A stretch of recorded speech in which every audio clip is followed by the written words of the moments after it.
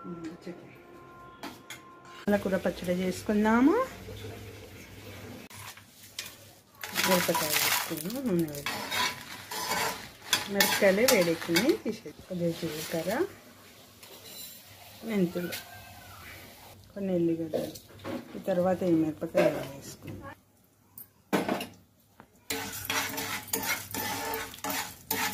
Golden colour వచ్చే వరకు వేసుకుందాం.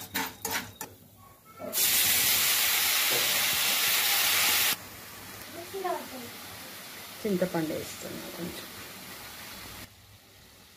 నీకు పెట్టి ఇంకా కొంచెం కారం వేసుకుందాం. ఇంకా పాలకూర ఫ్రై చేసుకున్నాం.